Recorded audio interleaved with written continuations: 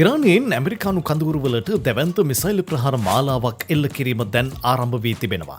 මැදපිරිදික කලාපයේ යුද පිටියක් කරමින් ඉරානය විසින් එල්ල කළ බැලස්ටික් මිසයිල් ප්‍රහාර හේතුවෙන් දැඩි අර්බුදකාරී තත්ත්වයක් හටගෙන තිබෙන බවයි වාර්තා වන්නේ. එක්සත් අරාබි එමිරාජ්‍යයේ අබුඩාබිහි පිපිරීම් වාර්තා වන අතර අල් දෆ්රා ඇමරිකානු ගුවන් කඳවුරට ඉරාන මිසයිල් පතිත වී තිබෙනවා. කුවේටයේ පිහිටි ඇමරිකානු හමුදා කඳවුරු ඉලක්ක කරමින් ප්‍රහාර එල්ල වී ඇති අතර ප්‍රබල පිපිරීම්ද වාර්තා වනවා.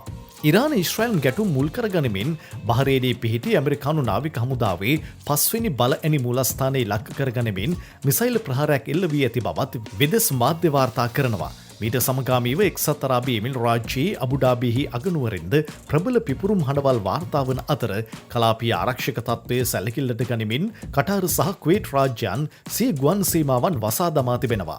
මැදපිරිදික කලාපයේ උදමීය තත්ත්වයේ වේගෙන් වර්ධනය වෙමින් පවතින බව විදේශීය මාධ්‍ය වාර්තා කරනවා. හෝමුස් සමුද්‍ර සන්ධිය ආශ්‍රිතව අසාමාන්‍ය හමුදා ක්‍රියාකාරකම් වල වර්ධනයක්ද දක්නට ලැබෙනවා. ඉරාන හමුදාපති අමීර් හටමේ ඝාතන ඉලක්ක අතර සිටි බවට ඊශ්‍රායල චැනල් 12 පුවත් සේවය වාර්තා කරනවා. අවදානම් සහිත ස්ථාන සහ හමුදා ලියකියවිලි ප්‍රසිද්ධ කිරීමෙන් වළකින්නයි ඊශ්‍රායල ආරක්ෂක අංශය ජනතාවගෙන් නැවතත් ඉල්ලා සිටිනවා. ඔවුන්ගේ ගුවන් ආරක්ෂක පද්ධති උපරිම සූදානමකින් පවතින බවද සඳහන්.